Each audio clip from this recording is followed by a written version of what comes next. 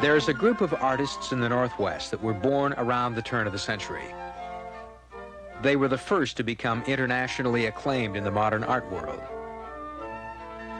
They combine abstract expressionism with Northwest landscapes and a touch of Eastern philosophy. They established a Northwest School of Art. They have enriched the Northwest with art that can be seen in parks, libraries, and city sidewalks. Ken Callahan, Guy Anderson, Margaret Thomkins, William Cumming, and George Tsutakawa are among 17 being honored by the Seattle Art Museum. Next door to the King Tut exhibit, the Modern Art Pavilion offers visitors a retrospective look at some of the most prestigious works by artists of this area. The collection, entitled Northwest Traditions, is arranged by decades, from the 30s to the 60s. The early works of Mark Tobey and Morris Graves established the reputation of a Northwest school, meeting with other Northwest artists. Guy Anderson, Ken Callahan, William Cumming, and others developed a style unique to this area. How does one recognize this style? Perhaps meeting some of the artists can help. The natural beauty of the Northwest has been a major influence on these artists. The Skagit Valley landscapes have provided inspiration to Richard Gilkey, Morris Graves, and Mark Tobey. LaConner, Washington provides a background for painter Guy Anderson. Oh yes, I think that after living in different places in the United States and 12 or 14 years in Seattle, having been born in Edmonds, and I thought of all the places that I'd really like to settle down, and I decided in this area. I like the mixed community. I like living close to the Swinomish tribal community. I like the farmers. I like the activity of the fishermen, and but of course the topography of the country is a thing that I really use a lot in my painting. Guy Anderson has 7 paintings in the exhibit. Some definitely reflect symbols of the Northwest Indian. Guy uses a basic symbol in many of his recent paintings that reflects his outlook on life. Well, I think it seems to, for some strange reason, we don't think of ourselves as being in space. We always think of people like astronauts going out in space and that sort of thing, whereas literally we are in space all the time, just as much as 1,000 light years away, and we are somewhere probably at the edge of the Milky Way. But I think we don't spend enough time kind of thinking about that, or at least I think we should consider it once in a while, you know. So when I do a little figure like this, I think it isn't just an astronaut. It probably applies to all of us.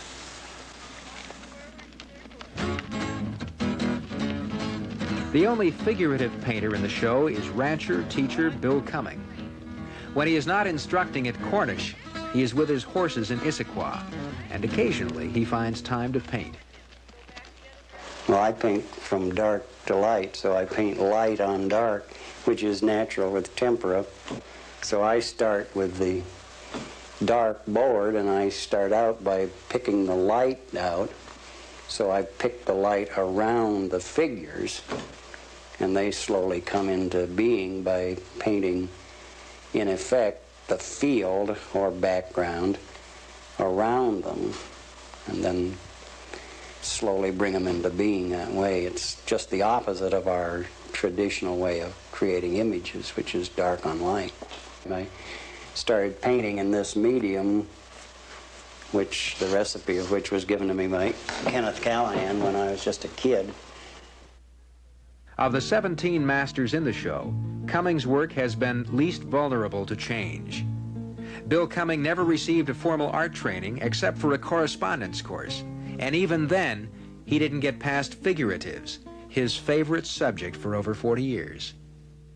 My basic idea in painting is that by using simple monolithic shapes are the easiest thing for the human eye to register. That is, we see shape. And if we stick to simple shape, we get our ideas across much more easily than if we create complex, obscure patterns. This is just my way, and the only advantage to it is that it's visually very available to the untutored eye. And of course you could get an argument. A lot of our painters would say we shouldn't worry about appealing to the untutored eye.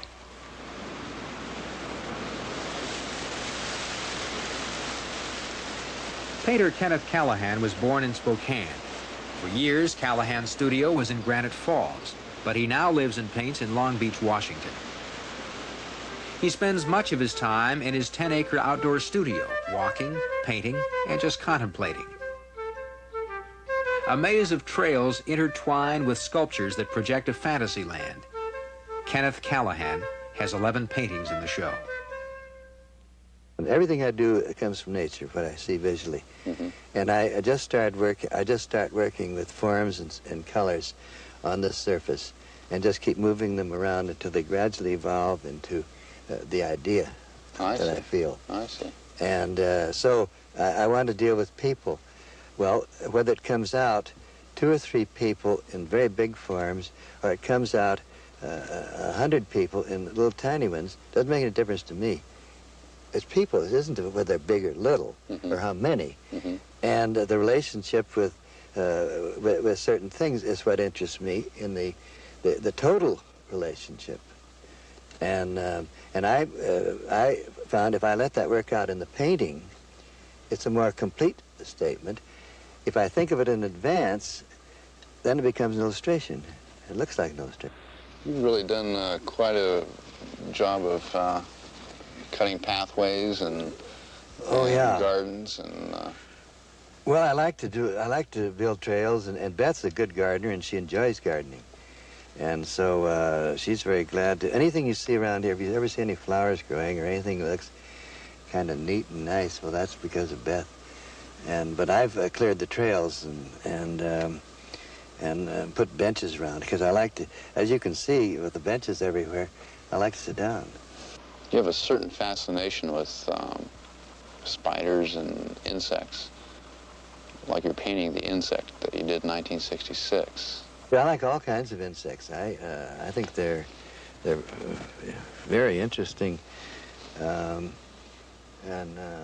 they're beautiful too. If you get over your fear of them, your dislike of them, and you just say something crawling on your arm. Well, I'm startled as anybody else. I don't like things crawling on my arm, But when you really look at insects and things, they're almost all very beautiful, and they have that same marvelous organization that all human and animal forms has. And I like to draw them, so I like to draw them large, because it's the only way I can really see the form and feel it in my drawing is by making it big. Los Angeles-born Margaret Thomkins moved to Seattle in 1939 to become the assistant professor of art at the University of Washington. She then married Seattle sculptor James Fitzgerald. Since her first one-person showing in 1941 at the Seattle Art Museum, her work has been in a number of important national exhibitions. Now she rarely leaves her San Juan home, but on this occasion she emerges to explain a painting she did 34 years ago, Anamorphosis. I was only 28 at the time when I painted this, and had a studio up in Capitol Hill. This was one of the first purchases I had. I had one more 2 years before at the Art Museum. This painting was a fairly interesting example of that initial period in my work where I was transposing and metamorphizing the relationship between so-called inanimate objects, rocks, inorganic forms. It's a thing, I think, which is a part of some of the inputs that I got in the Northwest in contradiction to the more sophisticated open-air type of environment of California. And that sort of began to follow through my work. You naturally become a part of your environment to a degree. In 1959, a fire had destroyed her studio and most of her work. This was cause for a new direction in her painting. When we returned from Europe, went directly to a studio that had been untouched by the fire on the San Juans. And I felt a resurgence of strength in the continuum of art and the feeling that there was still time to make strong statements creatively. I limited the palette after the fire. By palette, I mean color. The colors you used had, of course, dropped to black. It was more like ashes. So there were still vestigial remains in this of the darkness that came upon one's spirit and one's whole media. The changing sweep of this is still affecting my paintings now, and I'm working, of course, in richer color. Subtle still, subtle relationships building within space, but they are more masked, more open, more simplified as clarity comes on one's mind and on what one does. George Tsutakawa is probably more famous for his sculptures. His combination metal and water sculptures can be seen in cities throughout the nation. I wanted to combine and capture this sort of a mysterious element called water, which is most elusive. It flows, it freezes, and then it flies, floats like vapor, and it envelopes our whole atmosphere all the time, and allows all the living things to live.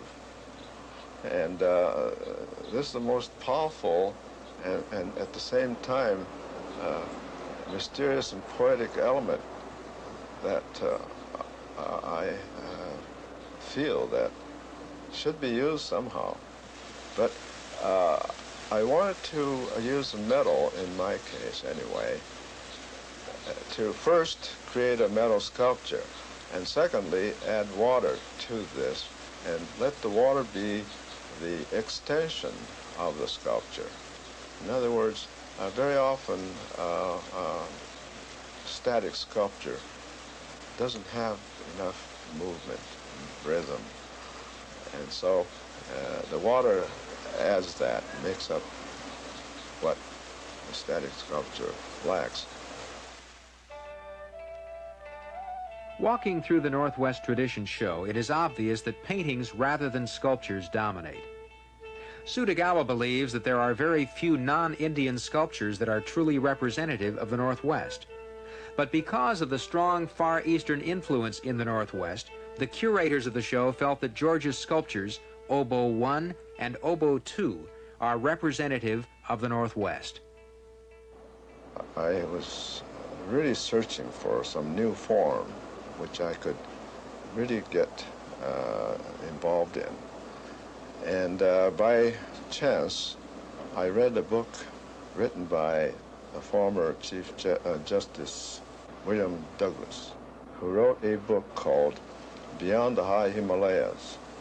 And in this book, he mentions a thing called oboes, piles of rocks erected by natives at the mountain pass, mountain peaks, source of water, and sacred spots.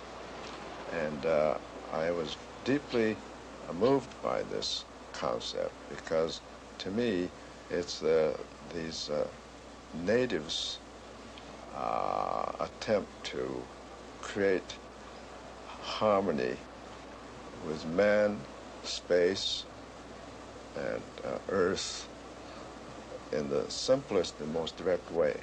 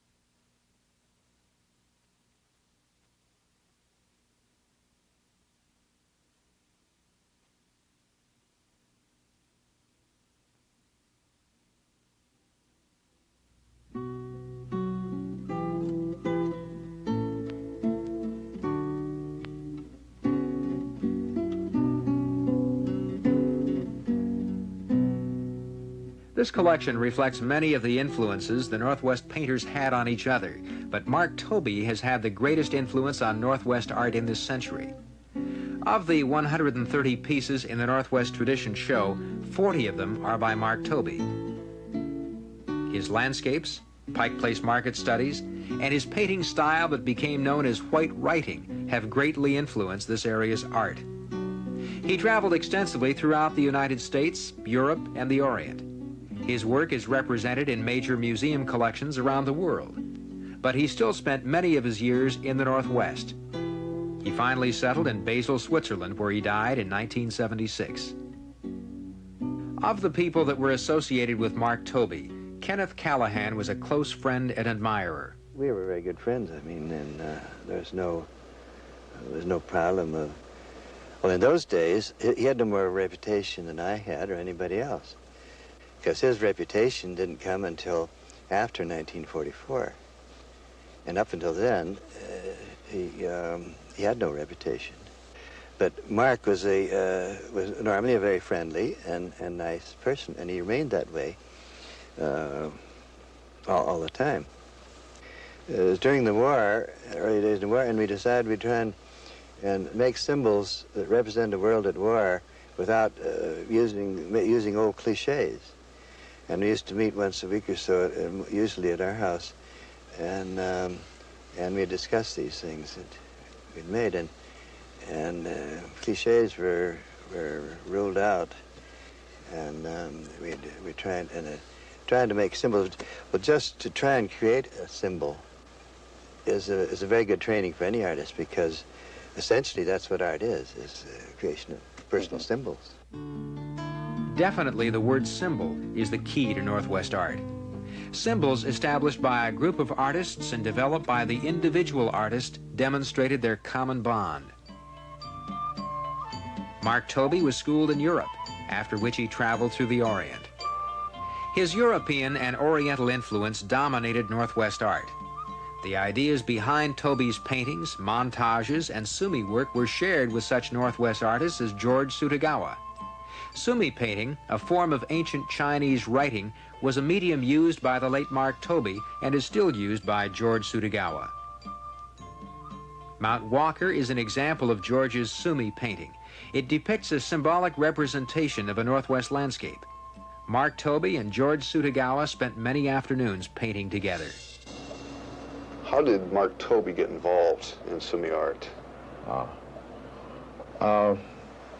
You probably know that Mark Tobey went to China and Japan about 1923, maybe 25, and did spend some time in Kyoto, the old capital city and cultural center of Japan. And he also went to a Zen monastery where he stayed and studied Sumi writing, calligraphy, and Sumi painting. And he became very much interested in it. I have a feeling that Mark Tobey is probably, and Morris Graves, are probably the only two, or very, very few anyway, European or Western painters who really got a very thorough understanding of what the Sumi painting is all about. Mark Tobey was born in 1890 and died in 1976, but his cultural enrichment of the Northwest lives on in his work and with the people who knew him. 40 years of Northwest art are represented here. Besides the 40 paintings by Mark Tobey, there are 20 by Morris Graves, 11 by Ken Callahan, 7 by Guy Anderson, 6 each by Paul Horiuchi and Leo Kenny. Bill Cumming and Ambrose Patterson both have 5. There are, in addition, 4 works each by Richard Gilkey, Margaret Thomkins, and George Tsutakawa, 3 each by Louis Bunce, James Fitzgerald, William Ivey, Carl Morris and Hilda Morris, and 2 by Clayton Price. Some of the finest paintings available by these artists are here. Clayton Price's Boats, Paul Horiuchi's Torrential Rains, Toby's modal tides, Callahan's rocks and people, Leo Kenny's pulsating inception of magic, and Morris Graves' consciousness achieving the form of a crane are among the most famous. In most art shows, pieces are submitted to a juror, usually an art critic, who decides which pieces are worthy of the showing. In the Northwest Traditions collection, time has been the juror. These works are a measurement of years of experience and inspiration. Yet they may be only the residue of art, for true art is the artist actually living his work. Some of these artists have only found their success in recent years. William Cumming talks about the old days when many of them lived in what is now called the International District. And we never called it the International District. We called it the Ghetto, or Profanity Hill up here where Yesler Terrace is.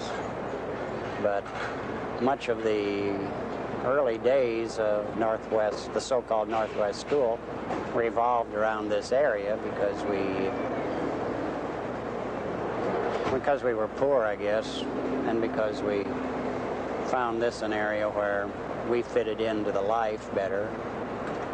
We were all tended to be sort of objects of suspicion to the gendarmerie in those days, and most of us at one time or another had brushes with representatives of the law. We weren't known, and we weren't interviewed by anybody except cops who wanted to know why we were jaywalking at 3 in the morning. But right across the street, somewhere there, used to be the old Hong Kong Cafe, which was partly owned by Yip Eng, who, with Fei Chong and Andrew Chin, formed the Chinese Art Club, which again was a couple of blocks up on Jackson here, where we all drew from the model and partied, got drunk, wasted our lives in various types of raunchy living. Guy Anderson worked in this area. Lubin Petrick, who was my closest friend of all the painters. Lubin and I used to spend the whole night working down on the Skid Road and up along this very street. I drew a lot, chased girls, had a lot of dear friends who are, many of whom are pushing up daisies now. And before I knew it, it was all over, and we weren't young anymore, and the town wasn't the same anymore. And we had passed into history and become artifacts.